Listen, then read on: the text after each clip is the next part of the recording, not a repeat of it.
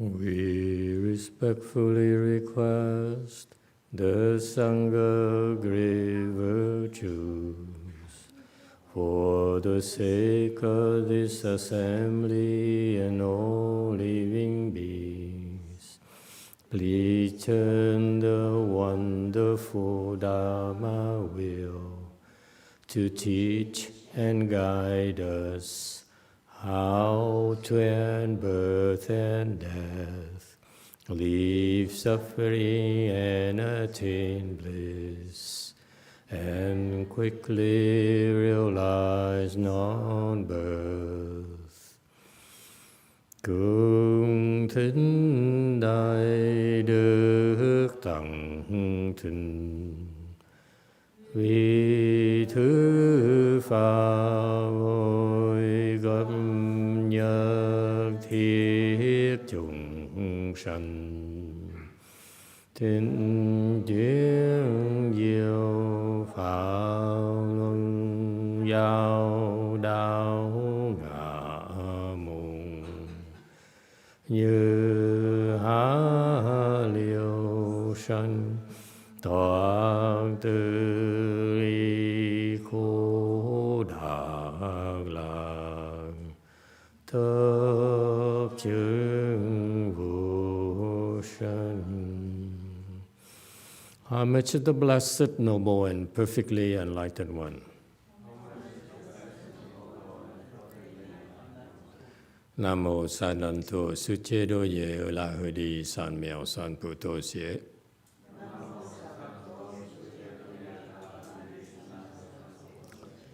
Nam mô Tạc Đa Tha Tô Già Đa Già La Hà Đế Tam Miệu Tam Bồ Đà Toa.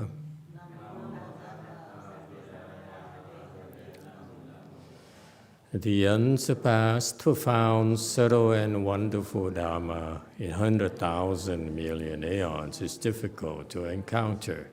Now that I'm able to see and hear, I will receive and maintain it. I vow to fathom the thus come one true and actual principles. Wu shang sheng sheng wei miao fa bai qian wan jie nan zao yu wo jin jie wen de shou ci yuan jie ru lai zheng shi yi. All Buddhas and Bodhisattvas, Great Master Ching Liang, Great Master YongHua, all good monks and nuns, and all good knowing advisors, Emitofuo. 诸佛菩萨、精良大士、师父上人、各位出家人、各位善知识，弥陀佛。Chư Phật Bồ Tát, kính thưa Thanh Lương Đại sư Hòa Thượng Tiến Hóa, quý thầy cô và quý vị thiện tri thức A Di Đà Phật. Hello everyone, today is the 14th of January 2024. We're here in Go Forest to continue discussing the first chapter of the Avatamsaka Sutra. Thank you all for joining us. We're currently on slide 449. Okay, let's jump right into it. Celestial King, Lord of Adornment, gain a passage into liberation of bringing forth boundless, delightful sounds. 庄严主天王得示现无边乐意声解脱门。 Okay, 450 commentary slide. We are in the area where the celestial kings, rulers of the fifth desired heavens, these are where the beings there, celestial beings, are able to use their spiritual power to transform things to create their own pleasure, okay, to get what they want. And so this Lord of Adornment, who is very, very adorned, became enlightened by bringing forth boundless, 无边 boundless, 乐意, delightful to the mind, very delightful sounds. And that's how he became enlightened. So it's interesting in this particular heavens, they are there and they cultivate by using spiritual transformations. And this transformation has this particular characteristics. When the typical celestial king would make transformations is to serve their own pleasure. Okay, but these celestial kings, when they make transformations before they became enlightened, is for the purpose of helping living beings. And this guy specializes in creating delightful sounds, okay, that will make people happy. All right, instead of making himself happy, he creates delightful sounds, boundless sounds to make people happy. If you will, he's a combination of Bach, Beethoven, Rachmaninoff, Paganini, you name it, is boundless. Wagner, operas, and so forth. It's fascinating to see the kinds of abilities that we can draw upon our Buddha nature to help living beings open the wisdom. All right. Next, celestial king, light of mindfulness, gain a passage into liberation of understanding all Buddha's infinite marks of blessings and virtue. 念光天王得了知一切佛无尽福德相解脱门。 All right, commentary slide 452. This guy, a light of mindfulness. So by being mindful, he emits light. Okay, mindfulness is way below samadhi, but being mindful, he emits a lot of light. That's what he likes to do as a world ruler.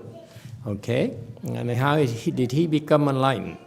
He became enlightened by understanding all the Buddha's infinite marks of blessings and virtue. Buddhas have,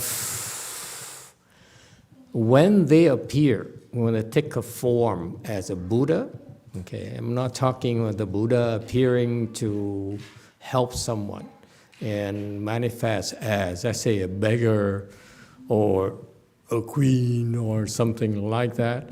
But when they manifest as Buddhas, okay, in the world, then they have the transformation body Buddhas have 32 hallmarks and 80 subtle characteristics. And these are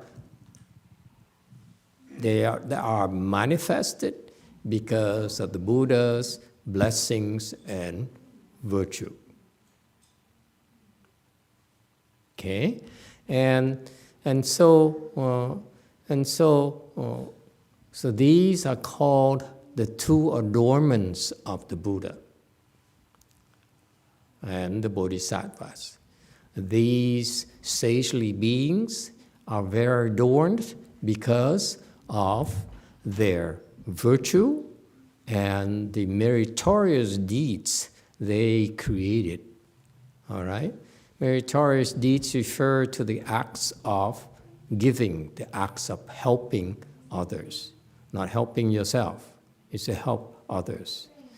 Meaning that when they did these meritorious acts, they help others without, what's typical of them is without even an iota of a thought to benefit themselves. There's nothing in it for them at all.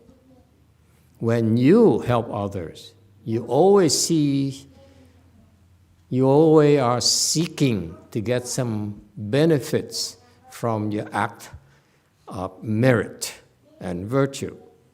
Buddhas, in contrast, they and bodhisattvas, when they help others, they are totally altruistic. It is to help all others without even thinking of trying to gain anything by that act of charity, the act of helping others. You're all calculating. Whenever you help something, you always think, that's beneficial for me. Yeah? You're too smart. That's a problem with smart people. You're too smart for your own good. You're always calculating. That's what worldly people prize you for, your calculating acts. Okay? Your ability to analyze and calculate. Okay? It's prized and it's handsomely rewarded for you. But in the world, in the spiritual world, the world of virtue, these meritorious acts are totally selfless. So it's a reminder for all of you, when you try to help anyone, someone, please stop thinking about what you're going to gain out of this. And this is a problem even with Buddhist disciples. They know too much. Now they calculate. He said, I'm supposed to do the giving paramita, practice giving paramita, because it's very beneficial for me. Let me see, what can I do? How can I give to maximize my blessings? To take advantage of this opportunity to plant my blessings. Yes, you're still creating blessings, but they're still finite blessings because your mind is so narrow and self-serving. That's the only difference. It's the same act of giving, but the true Buddhist gives without calculating for themselves. That's the only difference. You give, you help others, and calculate your blessings and your benefits. And that's why your blessings and benefits are very limited. So take, for example, someone gives, like an emperor or rich people, they give a lot of money, 200 million to the museum, LA Museum of Art. I heard that story, this rich guy, for philanthropy, he gave $200 million to the LA Museum of Art. And it comes with strings. He has to approve all the purchases. So it's still his money. It's only earmarked for art purchases and art expenses. So it's so many strings attached that that's not complete giving. It's calculated giving. All right? And it's so sad because all he has to do is just chop off those strings, and that's it. Just give and forget.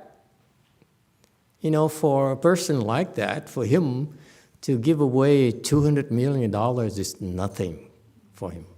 And yet, why are you such small thinkers? I would hate to be his son, because when he gives me his money, he says, what is it that's beneficial to me after I die? Good Lord. Okay? Now, all right, so people, stop calculating so much.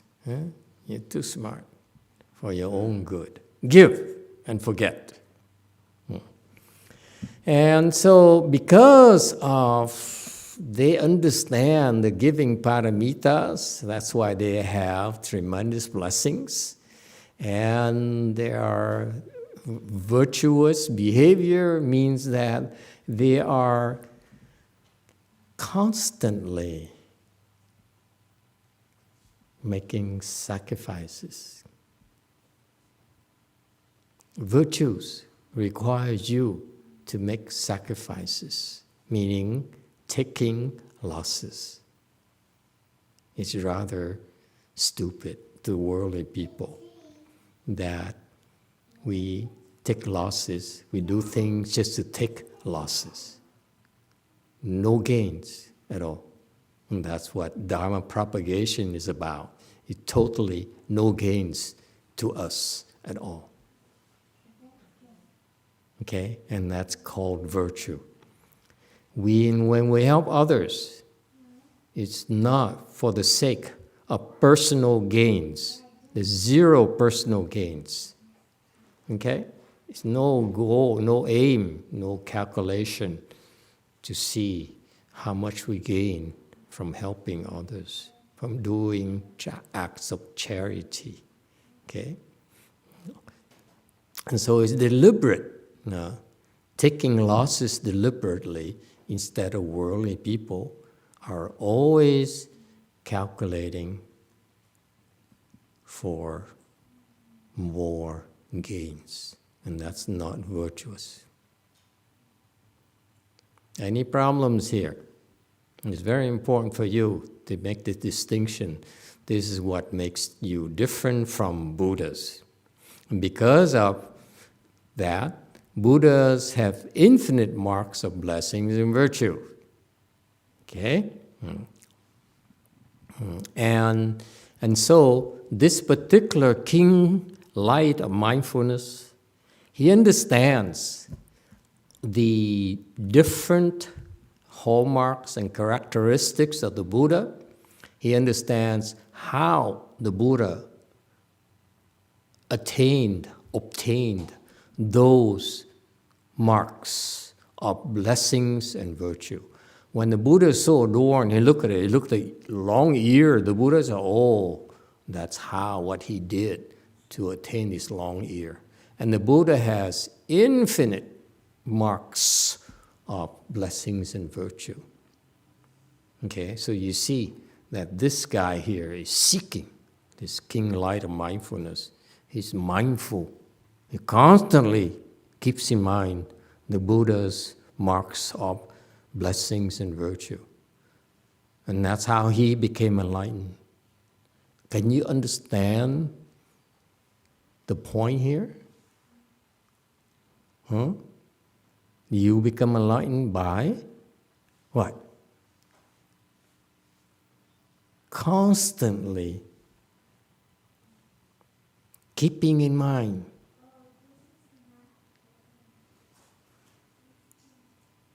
great things and great results. The causality, relationship between the Buddha's adornments and the causes, what he did, what he has to do to attain those blessings, those adornments.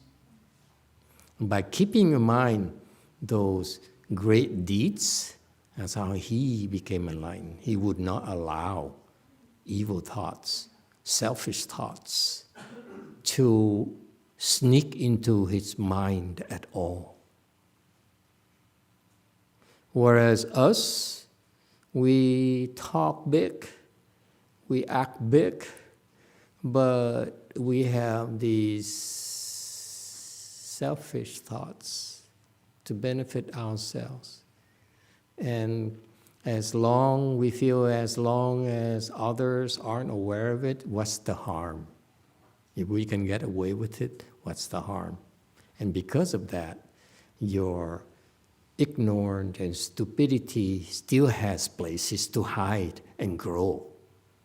Whereas this king here, light of mindfulness, is mindful of all the great things that the Buddhas did and the end result, the marks of adornments that Buddhas attain. Very positive thinking, if you will. Yeah? Next, 453. Celestial King, the most superb cloud sound, gain a passage into liberation of universally knowing the formation and decay of all past aeons as well as their sequences.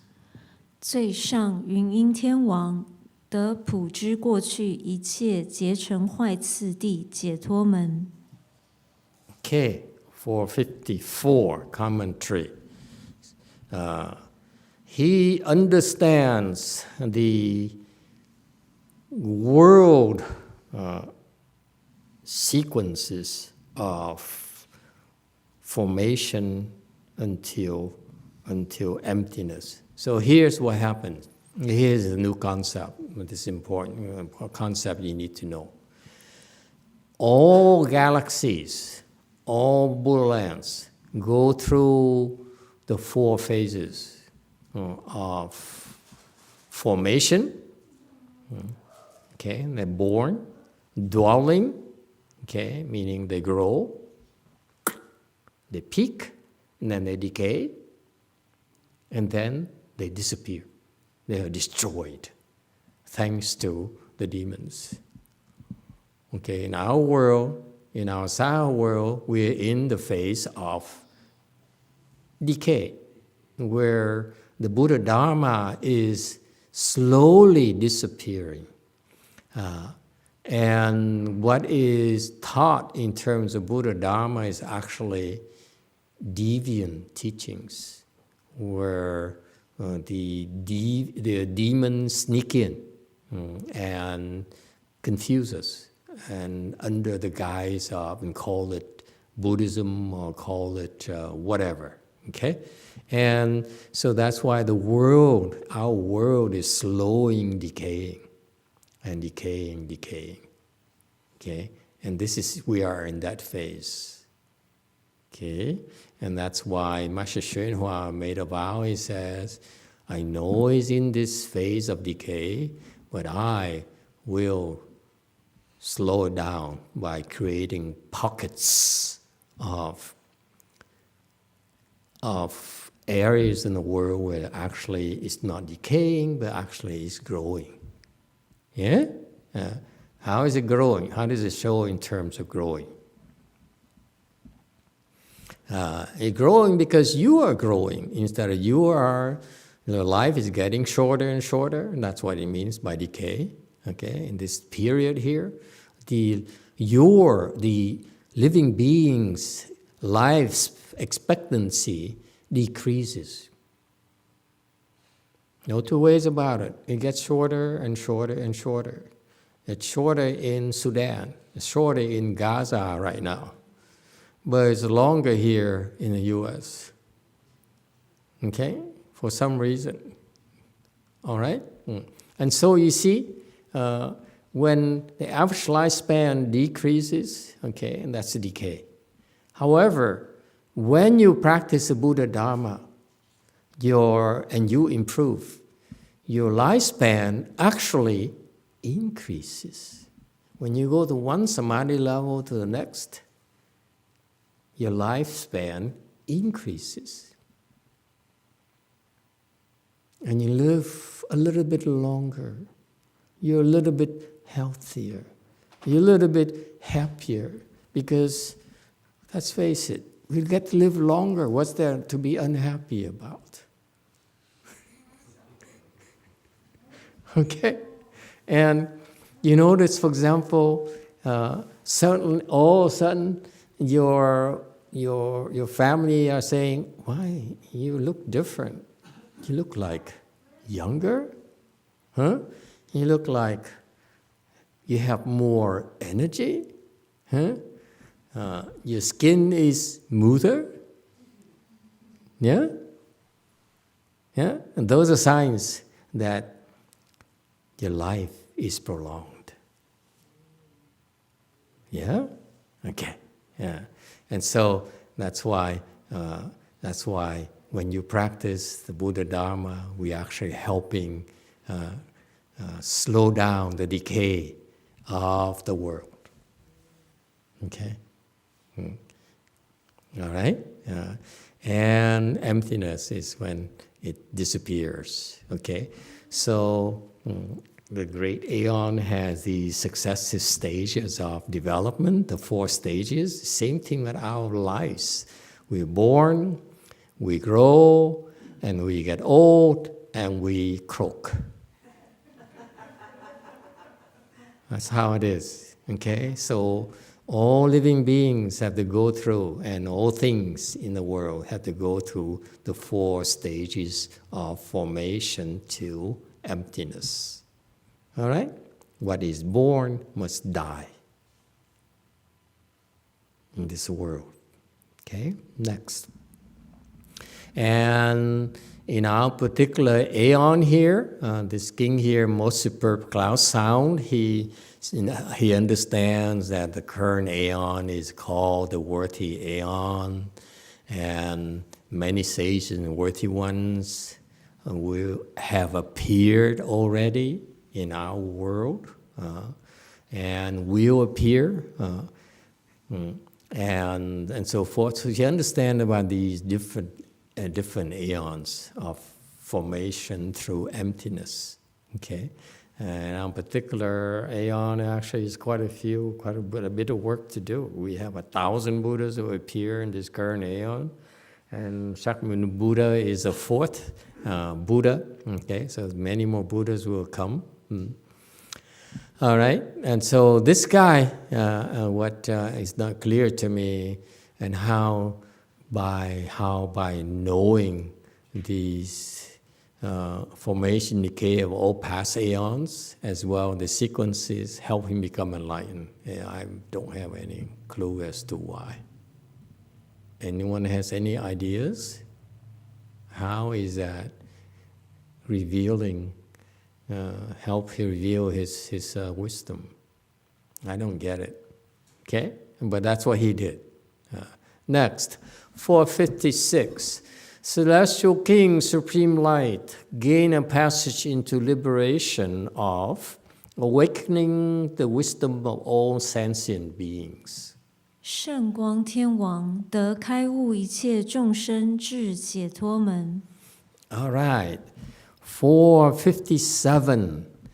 This guy here, okay, Supreme Light, meaning his light of wisdom is really unsurpassed. Okay, and the result of his awakening. He became enlightened by bringing about the wisdom of all sentient beings. Okay, now Master Hsuan make a comment. He says, 一切智. Okay, now he says here, 一切智. Oh, I changed something, but it's not reflected here. We have different links. Okay, no matter.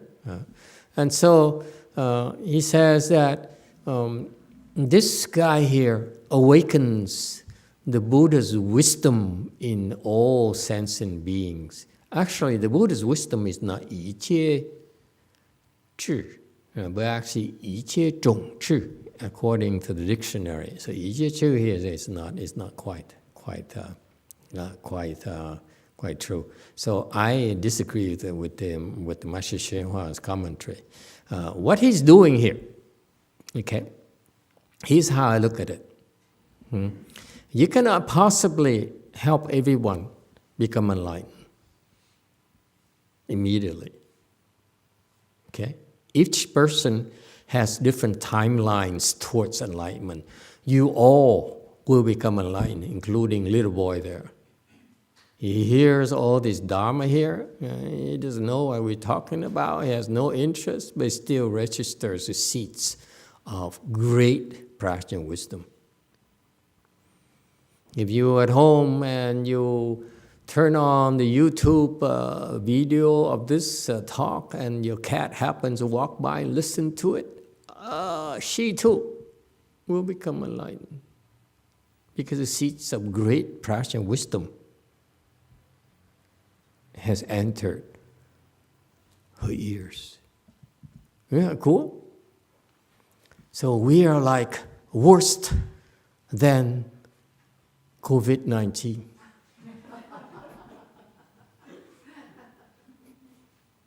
Okay? COVID-19 will not be able to survive in certain spaces, but we survive all over YouTube. Anywhere there's YouTube, we have the seeds of prajna wisdom right now. We're blowing into empty space. Isn't that cool? Huh? And listen, it's because of you being here that we are able to share this seeds with you. All right? And so it's not possible to help all living beings acquire this kind of all wisdom here. Is wisdom here, to me, refers to the Arhat's wisdom based on the dictionary. It's not the Buddha's wisdom. Okay? And so what it means is this. This guy is very simple-minded. He says to me, I'm going to help everyone acquire wisdom. So meaning he helps them attain samadhi. Every time you have this samadhi level, you have more wisdom, and more wisdom, and more wisdom, right? So it's a gradual process for most of us. Okay? Until you get to something called all wisdom or 一切智. That's when you have the wisdom of the Arhats or Pratyeka Buddhas. That's when you are considered to be enlightened by us Mahayana addicts. Okay? And so what he does is he helps living beings. He trains them. He understands how to lead them. Okay? Awakening the wisdom, meaning he trains them. It's not like I awaken you. Okay? They have to awaken their own wisdom in themselves, meaning he has to teach them how to do it. He cannot do it for you. He cannot do it for me. Okay? He has to teach us like the patriarchs, give us instructions on what to do to open our wisdom, to awaken our wisdom. Am I making sense to you? It's very deliberate. So he goes around and helps living beings increase the wisdom with the objective of helping them reach 一切智, acquire all wisdom, which is the standard, which is the gold standard, if you will, where you are enlightened, you're awakened to your enlightened nature.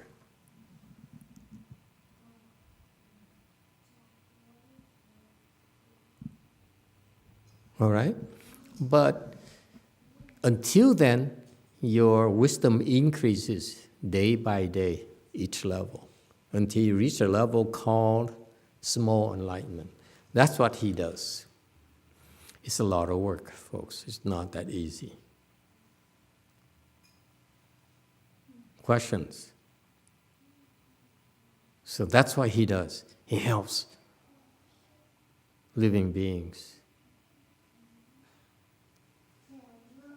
Wow, I'm impressed. It's getting better. It's true. Kyungmin. Yeah. Keep it up. Yeah, okay. All right. All right. Next, 458. Celestial King Wonderful Cow gain a passage into liberation of releasing light that quickly fills the 10 directions of space. 妙寂天王得殊光极满十方虚空界解脱门。459. Anyone has an idea how he became enlightened? He became enlightened by quickly send his light, okay, in the 10 directions, everywhere. He becomes a, if you will, a lighthouse of the universe. So how does that help him become enlightened? Isn't that cool? He says, I'm going to do for mission in life. My meaning in life is to send light out to the 10 directions as quickly as possible. I'm not talking about going slowly here and stop, have a Starbucks cup of coffee, and then move on, go to Pete's Coffee, and, Phil's Coffee here in Northern California. What's in China now? Lucky Coffee? And so forth. You go everywhere in the world and say, let's take a break, have some coffee, have some tea. No, he was very quickly, he goes, shh, 10 direction. That's his goal, he says. What's the point in sending light in the 10 directions?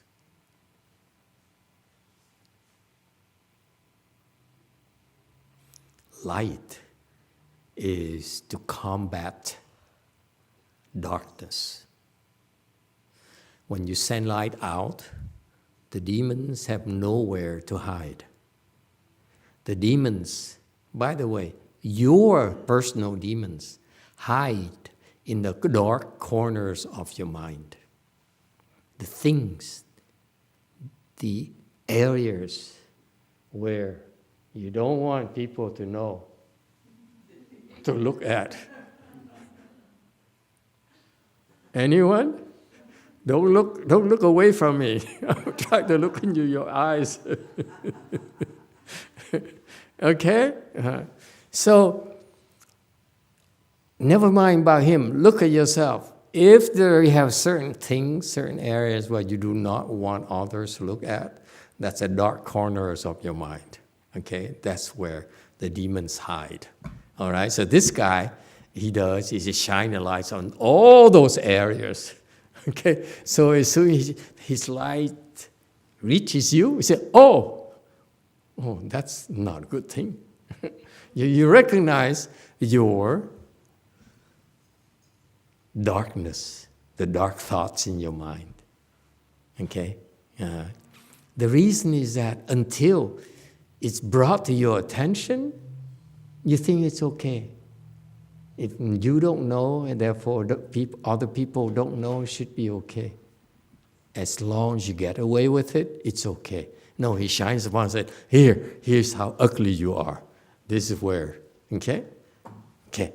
See that? So it's helpful to us. Remember, folks, I'm here because in my house,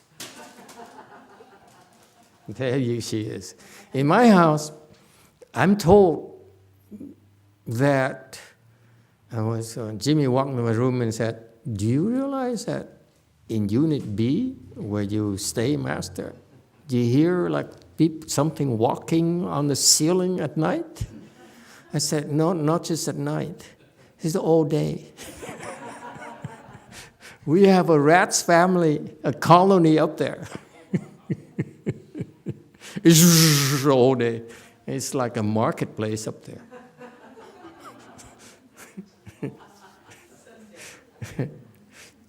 It's called peaceful coexistence. But we'll trap them one of these days and release it to our neighbor across the street. You know which one? That one right there. Okay. Okay? I'm patient. I'm waiting for them to reach critical mass.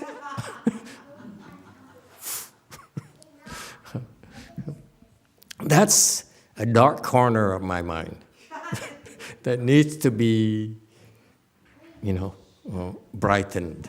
Okay, so you see, so that's helpful to us when we have fewer areas where they're dark, where our dark thoughts hide, okay?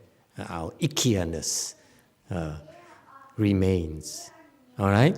So that's what he does. That's why it's very helpful to us, all right? So how about quickly feel the 10 directions? The fact that when we emit light, when you come here and you sit near someone who emits light, of course, you feel better by yourself, yeah? You feel less depressed, yeah? That's light emitting, and that kind of scares your ghost of depression. He said, ooh, why is it so bright here? Oh, it's so dark back at his house, but now it's so bright. I don't feel comfortable. So they behaved. You see? Okay? So it's helpful to you when you release a light to brighten. Okay? It scares the in-beings. Okay? It's helpful to you. But why quickly?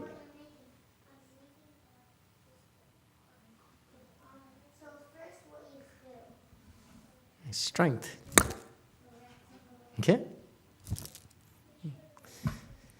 So that's why it's how he became enlightened. He became enlightened, he says, I'm going to send my wisdom light out to help everyone. So he started first by sending wisdom light in the Buddha hall, and then he says, that's still not enough. Let me send my light to the parking lot as well. Okay, lucky for us, the parking lot here is for 4 cars. So, and then he keeps on enlarging it. So far, so good? Okay, so what is that called? Vigor. See? More and more and more. Okay? He do more good and more good and more good. Okay? And quickly. Quickly is vigor, strength. Takes strength to be quick. Yes? Okay, and that's how he became enlightened. He wants to do more and more and more and more and faster. Okay, so he pushes himself. Not just take it easy like the Vietnamese. It's, that's enough for today. Let's wait till tomorrow. Yes, sir, 5. Master, how does one, shine light or develop the ability to shine light? By entering samadhi. Okay. When you enter samadhi, you emit light. All right, next, for 60. Celestial King, joyful wisdom, gain a passage into liberation of maintaining a powerful vigor that makes it impossible to destroy his accomplishments. 喜会天王的一切所作无能坏，精进力解脱门。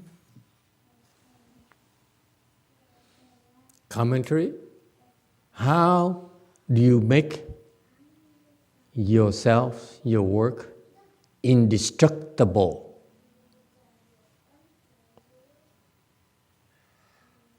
Do other religions talk about indestructibility?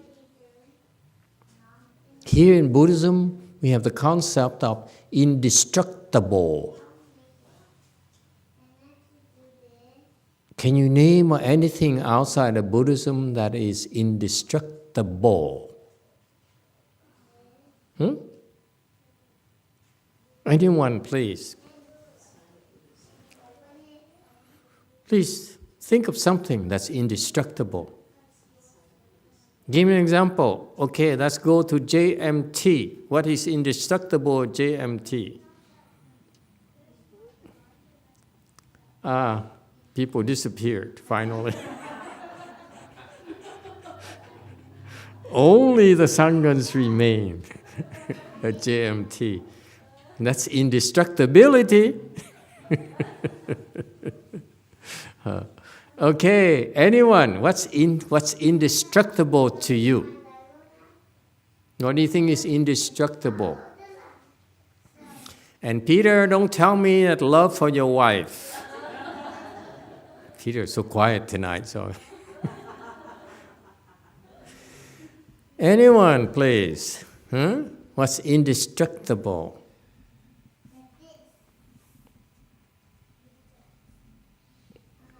I know it's Sunday night, but come on, folks.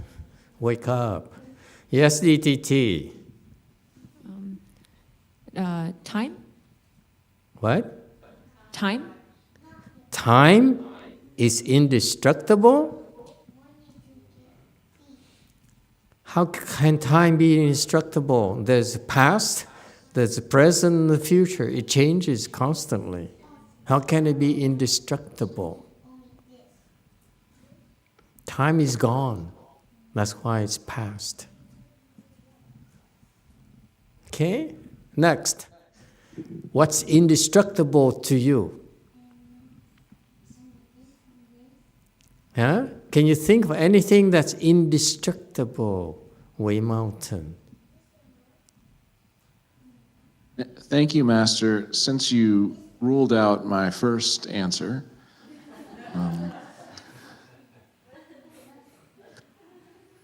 there's two things they say outside of Buddhism are certain in this life. Yes, taxes. Well, the first thing is death, yeah. And the second thing being taxes. So I was going to go with taxes, Master. I think taxes are indestructible. Taxes are indestructible. But you know, the Congress can annul taxes. For example, they said to help out with the economy, they will suspend the taxes, and therefore the taxes are not indestructible. I'm sorry, you're wrong. Go back to love. Thank you. Thank you so much. So, for instance, Master, my love for my wife. So American. Indestructible. Okay, well, we say maybe. We will not completely discard it. Yes, one, what is indestructible in the world? Seriously, what is indestructible? I would guess it's space. Space is indestructible? Yeah. Yes. Space is indestructible. What about the black hole? It sucks space. Still some space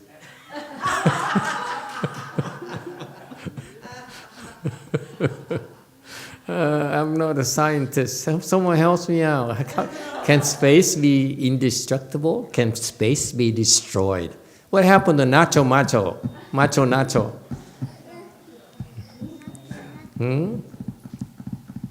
DTT, do you really believe that space is indestructible?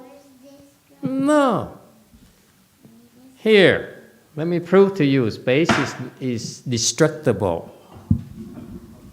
You take this container that has space, you squash it. And you have compressed space to zero. That is destructible within. You see, the space within here is destructible.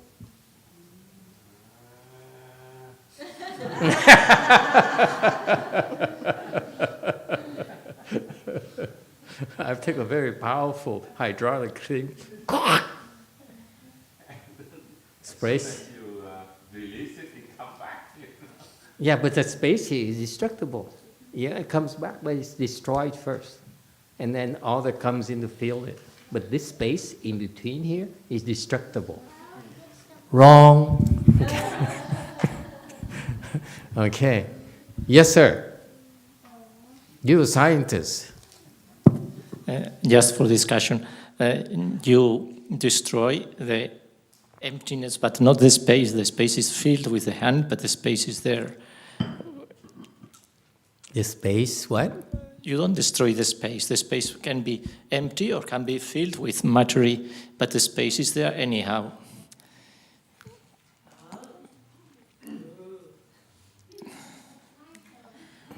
So you're claiming space is indestructible? No, I don't claim that. I say that your argument is not credible.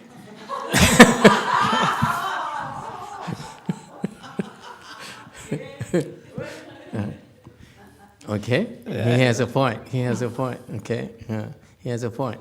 This is still space. Whether it's still there or I fill it up, it's still space. That's true. So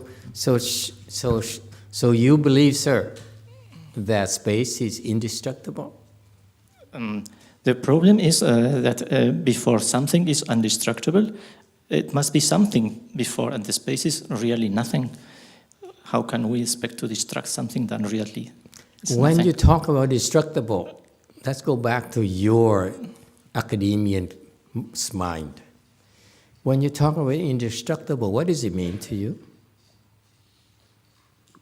Something that exists before and afterwards doesn't exist. So it loses its characteristics. Yes. Yeah? So before its characteristics is just air. Yes? And you destroy that space. No, the characteristic is not air. The characteristic is that it can hold something within. Let us air or matter or something there. Okay. I can't argue with that.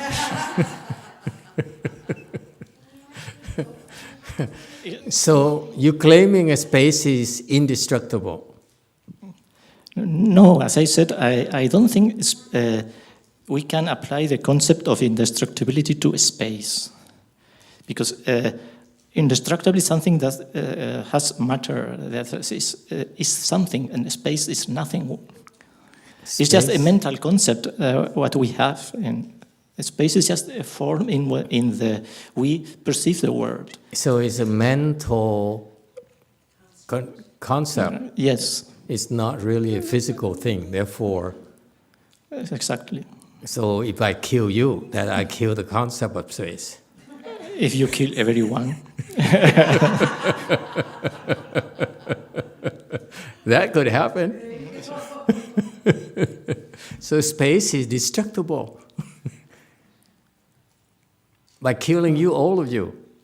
Yes, in the moment there are no people who can have concept of space that would Then be space no longer exists.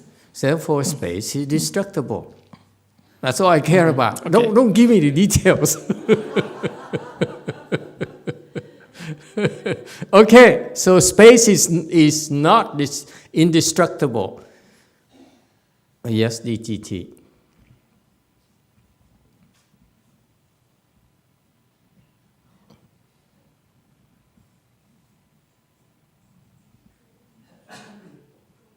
Master, certain religions believe in the concept of spirit. Spirit transcends one human, like physical feature, physical form to another. So maybe that's indestructible? Is it indestructible? You're bringing up something that you don't understand. When you say some religion believes something called spirits, you have to go to that particular religion, whether it's Hinduism, whether it's Shinto in Japan, they believe in mountain spirits and so forth, okay? Forest spirits, and the Koreans also believe that. So you have to go to specific cases, and whatever spirits they talk about, they are destructible, by the way, from a Buddhist perspective. Okay. They can die. Got it. Thank Those spirits can die. Their existence are actually temporary. They have a lifespan. Okay, in Buddhism, we recognize them. Okay, nice try. Okay, I still have JC.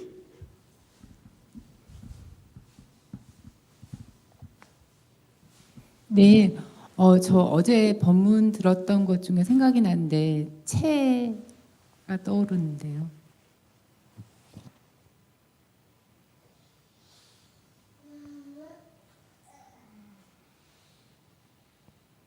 I remember from yesterday's Dharma talk, how about substance? Substance is actually a Buddhist thing. I'm not talking about Buddhist things yet. I'm asking you about worldly things. Do not use my Dharma against me. Nice try. JMT, what is worldly that is indestructible?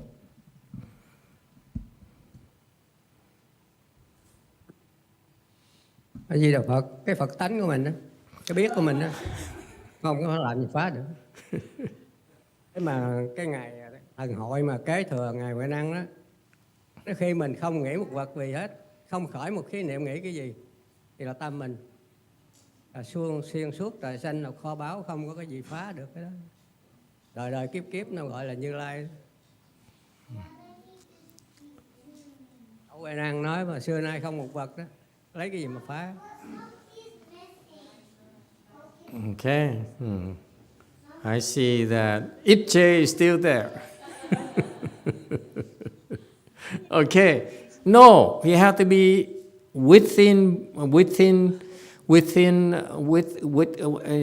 outside of Buddhism. You cannot use Buddhist concepts against me. I'm asking, my original question is, name something in the world outside of Buddhism that is indestructible. That concept of indestructibility. Okay? Try again. Yes, 6. Thank you, Master. I have some. We have some comments on YouTube. Yeah. Derek says energy. Energy Yeah. is indestructible. Is it really indestructible, Professor? Is energy really indestructible? Let's say nuclear energy. Is it indestructible? I don't think science can claim that because they cannot speak about what was before the Big Bang. And so far, since they don't know what was before, it may be that there was nothing before, so it would be destructible. So yes or no? Don't get stuck with the details. We have no interest. According to science, it could be destructible. It could be indestructible. It could be destructible. Could be destroyed. Yes. Okay, Derek, there you have it. The professors, the authority on energy. No. Okay. Yes. Next. Next is from Jane Clymer. She says space can be crushed to a minimal. And then she said space can certainly be destructed. Okay. I guess destroyed. And Derek says energy cannot be created or destroyed. Energy cannot be created and destroyed. That's Derek is all screwed up. Okay, that's it. Okay. No. Yes, 4. Mother Nature, is she destructible? Emptiness. What? Emptiness. That's space.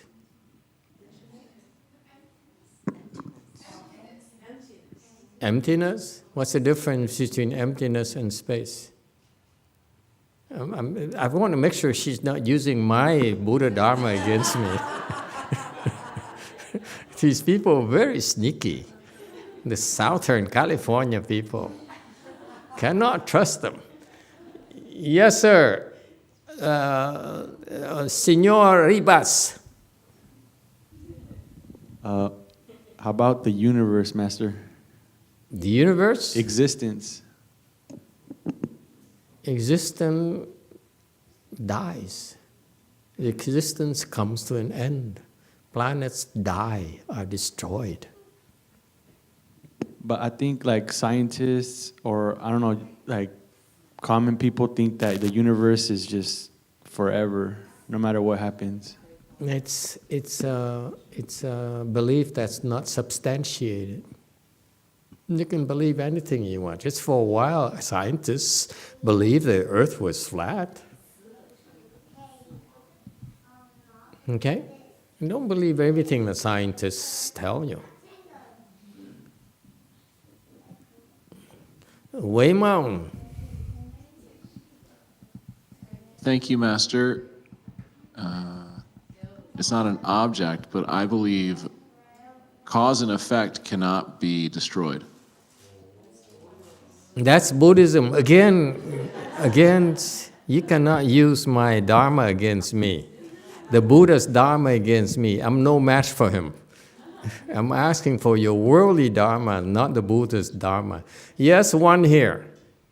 Time cannot be destroyed. Time cannot be destroyed. Time can be destroyed. Time dies. The past is gone already. The present is dead immediately. You are dying. Your time is limited. You have an expiration date, sir. So you can't tell me that your time is unlimited. Yes, DTT. Yeah, Master, I think in the Big Bang theory, they said that after the Big Bang, the time and space will exist, but before that, there's no time and space. So that's why that's the proof that time and space will be destructed. And in my opinion, in the world, there nothing can be indestructible. Well, the Big Bang is just a theory. I'm looking at facts. Okay, it's okay for Einstein's E equals mc2 is a theory until it's proven. Okay, so you can't quote theory against me. You have to give me something concrete that's proven to be indestructible. You give up? Yes. Precisely my point. My point is, in the world, nothing is indestructible. Why not? Why not? Whatever you think of, I have a reason why whatever you say is wrong.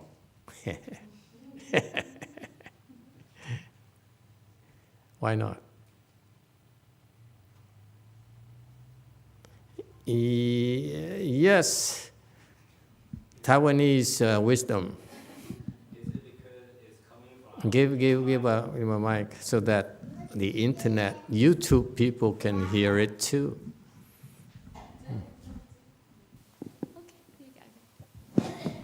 Hello. Master, is it because is everything we're hearing and talking about is all coming from our own thinking mind and our thoughts rise and dies?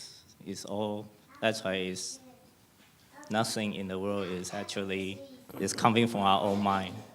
Not bad, not bad. But you don't even study Buddhism. Why do you quote Buddhism? So you're not credible, sir. Yes, DTT.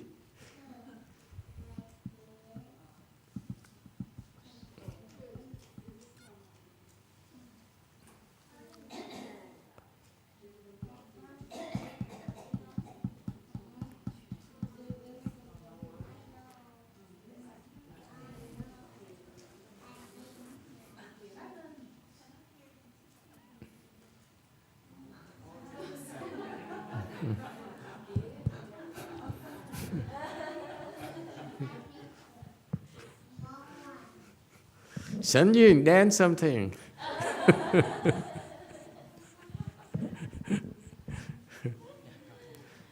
Yeah, we couldn't no sound? hear you, DTT. He can't hear you at all. But they can translate. One more time. No sound.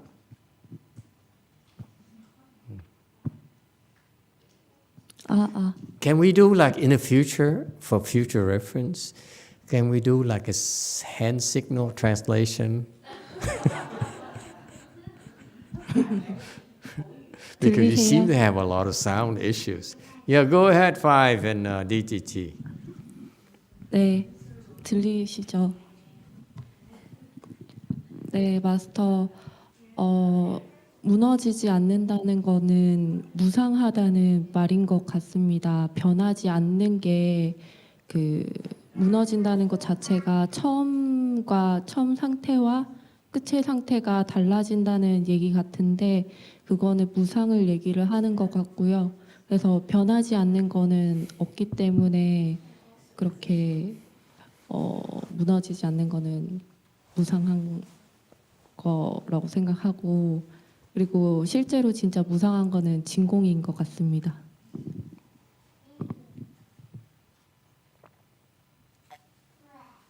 Master, when we mention about undestructible, that means nothing is changing. For example, the beginning and ending are same, so there's no change.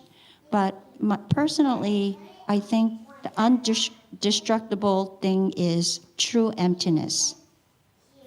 Again, these people are using my Buddha's Dharma against me, which is not fair. Okay, you cannot quote my Buddhas, please. Okay, did you give up? You cannot use my Buddha's Dharma against me. That's the rule. Okay, you cannot quote my Buddha. Okay, of course I'm no match for him. Okay. For your information, nothing in this world is indestructible because there's a principle behind it. If anything in this world is born, it must die. Birth and death is what brackets our timeline.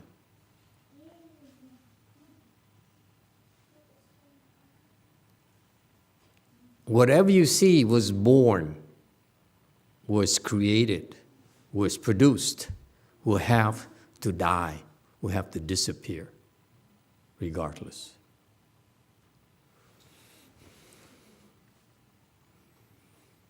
Look at yourself. You have more furrows on your forehead every month. Yeah?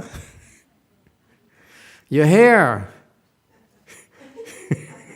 Look at my hair, look at my hair. No more, thank you. You see? It was born and then it falls off. So sad. Too bad, so sad. And that's the very profound Buddhist principles of what is born must die. Shakyamuni Buddha was born, therefore he must die. Is that clear? Okay? Shakyamuni Buddha cannot stay here forever. Same thing. The Taoists say, I'm immortal, I'll never die. That's not true. And of course, you know that already because you cheated. You learned from Master YongHua. Master YongHua says, the Taoists live for multiples of 10,000 years, but no more. Okay? That's a fact. All right? They just live a little longer than we. That's all. Okay? But so do the celestial kings and so forth. Okay, so it's no big deal. They all have to die. Is that clear? That's inviolable principle. What is born must eventually die. So that's why there's nothing in this world is indestructible, because everything in the world has a birth, and therefore it must die.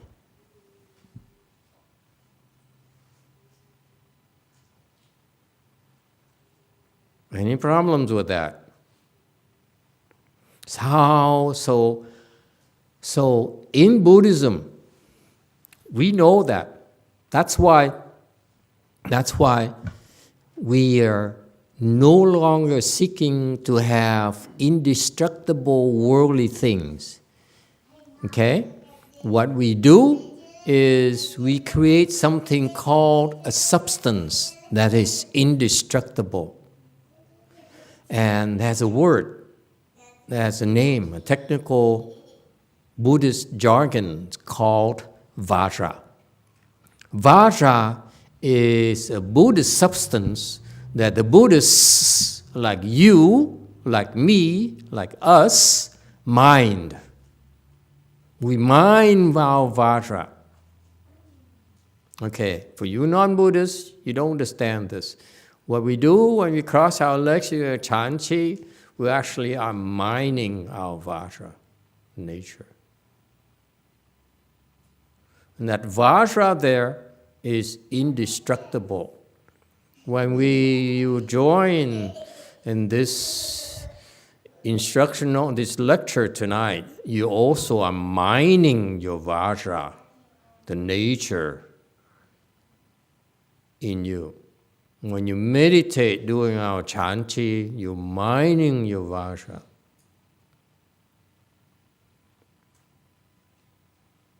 Okay? And because of that, when you successfully complete your mining process, you will be able to have access to something that is indestructible. And that substance is called Vajra. Why is it pertinent at all? Why is it important?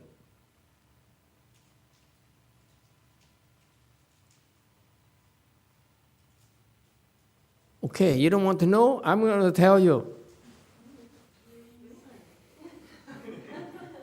Everyone said, she said, like, you know, she said, go on, but no, everyone. It's like you in samadhi. There's no interest whatsoever. She's just waiting. Yes, DTT. Yes, my master.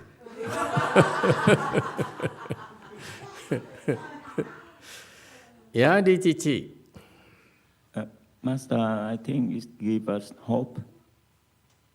What? It gives it hope. Give you hope. What? Hope for what? Hope that Peter's love dies or doesn't die? What? Because there's something we can rely on. Because there's something indestructible, so we can rely on. So yeah, precisely. So what we're doing, we're mining the indestructible substance called Vajra. And my question, original question is, why does it matter to you? Why would we want to do that? What's great about it? Yes, Wei Mountain. Thank you, Master. I've actually spent considerable time thinking about this. I am extremely interested to hear your answer, but to share first what I came up with. In addition to sharing this life of cultivation with my wife, whom my love is indestructible for,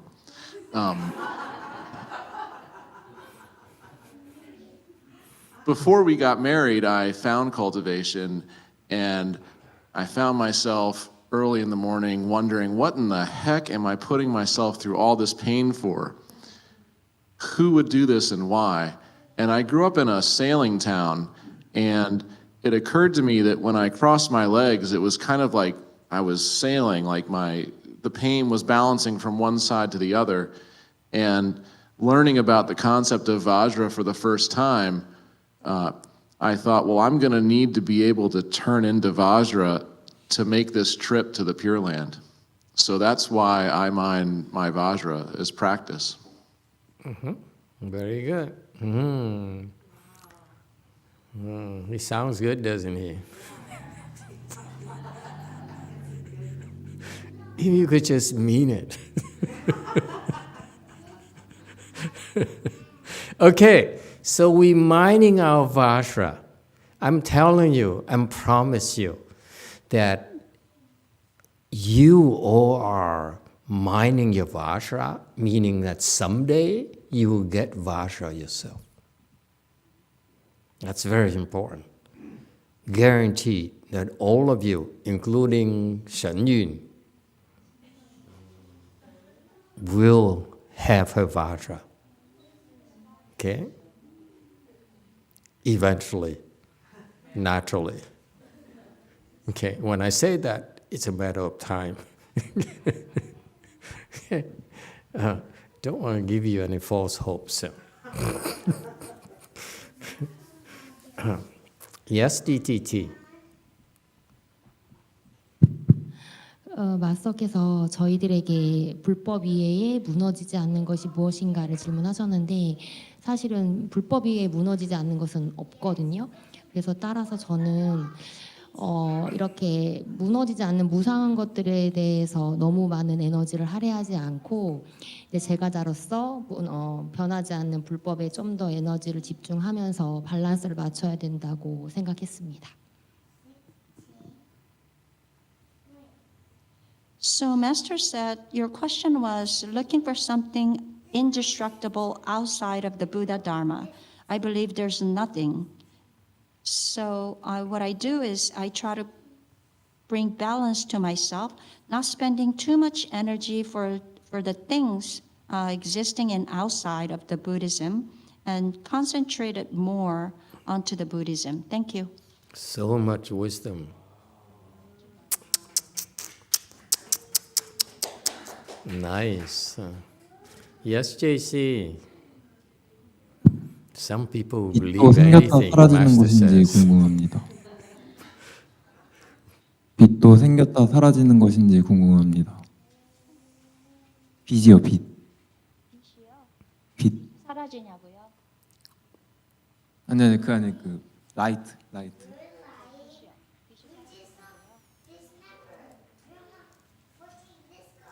안 들려서 다시 한번 얘기해 주세요. 빛도 생겼다 사라지는 것인지 궁금합니다. Master, I have a question. Is light also does light also disappear? Life will disappear. Everyone will die. All species will die. When the world is destroyed, everything on our world will be destroyed, will die. Only the good ones like you, at the end of the life cycle of Saha world, all the beings who are still here in a Saha world will die, along with the Saha world. We all die, including in Saha world. But those of you who have virtues and who have been minding Vajra, okay, you are the good people. You'll be moved temporarily to another world. And you continue to cultivate there, waiting for the Saha world to be created again, then you'll be moved back to this world. Okay? And then we will have this empire called Bodhi Light International. Okay? And we'll make a lot of babies to populate the world. Just kidding. Yes, Wei Mom. Sorry, Master, it's not life, it's light. Light. Does it disappear? Light. Of course, light disappears. Turn off the electricity. 불을 끄면. Easy question. Okay, let me go back to my point. My point is that we are all mining our Vajra. Some of you are not able to produce Vajra yet. Some of you are able to produce Vajra. Okay? In our small world, there are a group of people who are able to produce Vajra, this indestructible substance. Why is it important to you? It's important to you because with this important substance called Vajra, you can create weapons with it.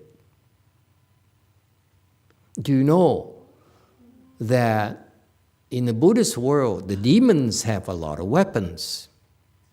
All armies use a lot of weapons, yeah? That's a fact of life.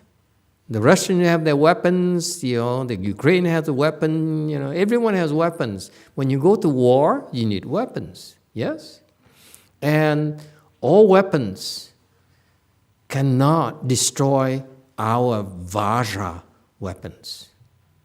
In particular, this is why we are public enemy number one as far as the demons are concerned. Remember the demons? The demons are using their own weapons to destroy our world.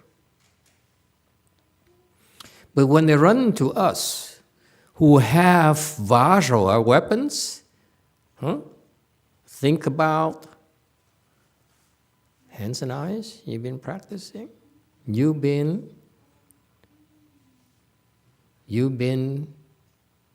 honing your Vajra weapons.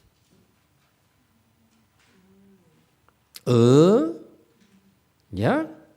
When you do the hands and eyes, you're mining and honing your Vajra weapons, so that one day when you accomplish these Vajra weapons, you can use them to defend the world against the demonic forces. They cannot destroy our Vajra weapons. When we use our weapons against them, theirs will be destroyed. Ours are indestructible.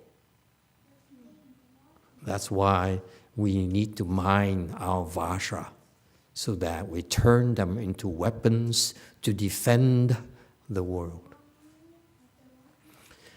One day, when you have no more Vajra weapons to defend the world, guess what happens? The demons' weapons will prevail over all the worldly weapons. Imagine the world of Transformers. You don't see movies, don't watch movies? Or imagine the world without Superman. Ha ha ha ha! Even Shen Yun likes it. Okay? When you have no more protection, when the weapons from the demons can overwhelm you, the world will be destroyed.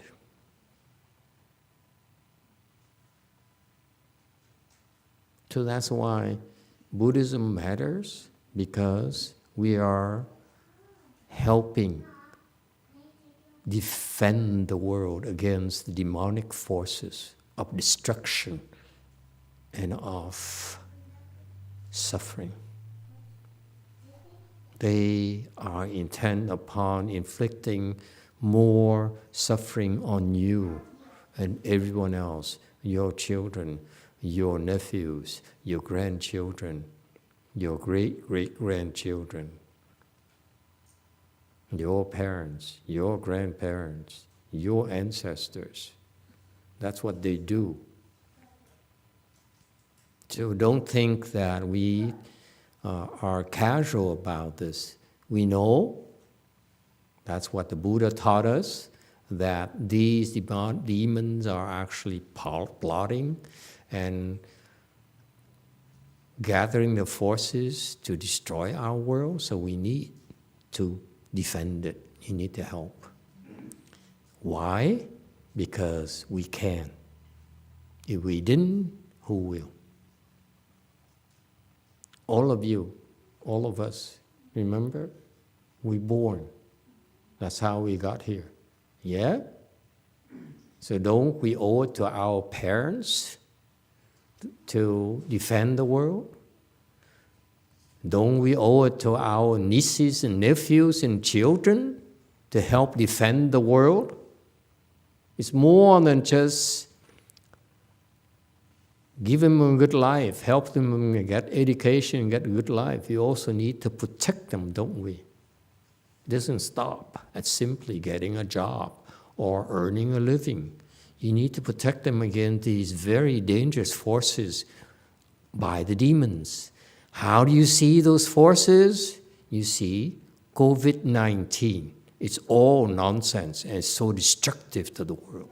It's simply a flu virus and it's wreaked and damaged the economies of the world to the tune of trillions of dollars, didn't it? That's demonic forces. Yeah? And it goes on and on. What about drugs? There are demons behind it as well. All sorts of demons behind all sorts of drugs. Yeah? They're so destructive to our worlds. All right? There's so many demonic forces that people accept, and they are blissfully ignorant about how dangerous it is. Okay? What about, I'm not done yet, what about cancer? Your illnesses, the incurable illnesses. Do you know that those big illnesses, there's a demon behind it? Your incurable cancers. Yeah? Your mental illnesses, depression, is killing our young as well as our old and making life miserable and short our lives. You think it's a casual thing? You think it's a haphazard thing? It is so organized, systematic destruction of our world. Why do you think when you're depressed, you come to the temple and you get temporary relief? It's because those demonic depression forces are scared of our Vajra defense weapons. They said, I'm not going to waste my strength here at the temple. I wait for them to leave the temple, then I have a field day with them. Those are facts. Yeah? You see? So we're not talking, this is not just talk, this is the real deal. We have to mind our Vajra in order to help protect the world. Because we can, because we know how. And therefore, we have the responsibility to do it. Yes, 6. Hello, Master. I have a question. So what's the motive behind these demons? Like, what do they gain from destroying our world? What does a snake gain by biting you? Because that's all he does. It bites you to kill you. That's the only reason it's there. Does it need a reason? No. It's its purpose is to kill. The demon's purpose is to destroy our world. Very much like our purpose is to help. Do they feel happy when they kill and destroy? Of course. Oh. It's fun. You ever squash a cockroach? I'm sorry. Sorry. I got carried away. Erase that. Yes, DTT. 코멘트 아니고 질문인데 마스크에서 말씀하신 게 저도 42수한 얘기를 하려고 했었거든요. 42수안의 넘버 5를 얘기하시는 건지 첫 번째 질문 드리고요. Master, this is not a comment, but I have a question. What you're mentioning now, are you talking about number 5 from the 42 hands and eyes? That's my first question. No, all those weapons. Number 3. Number 5. Number 6. Number... all those. Okay? There's so many. It's like, listen, honey. When you go back to your kitchen, you cook. Okay? You cook, right? Okay. So, do you only use a knife? Sometimes you use a hammer. See? Kitchen hammer. Sometimes you use... You see? We, in the United States, here at the Go Force Temple, when we have pizza, we don't use a pizza cutter. We use scissors. See? So we're very sophisticated. We don't simply use knives. And then when we serve pizzas, and this is not a complaint. This morning we had pizza, let me tell you, at lunch. It's not bad. But, so the pizza comes in a plate thing. Hey, Shan Yun, pay attention. Okay? And then, when you want to take one, I took one. I took 2 slices. The first time I took, okay, I pick it up, and the cheese and the toppings fell off. Because I picked them up with my chopsticks.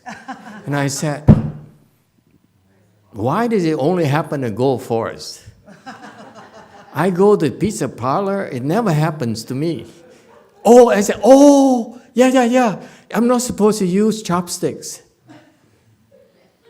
In the pizza places, they have these triangular things. Oh. Remember? And so that, for this morning, I picked up 2 slices, and every time I had to pick up the rest of the toppings from the table. It's disgusting. You see?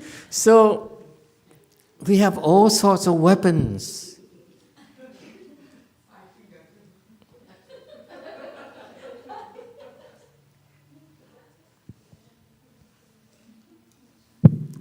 Yeah, go ahead. This lady only wants to ask me and argue with me when time is up. Go on. I'm trying to remind her time has expired. 그럼 내일 질문 드리겠습니다. See? That's wisdom. The last time she was here, she would say, okay, but let me finish my question. Now she drops a question like a Vajra stone. You can ask tomorrow, okay?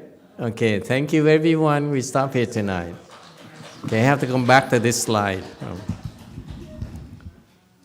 Oh, can I finish the slide? I don't want to come back here. Now I have a chance. Okay, so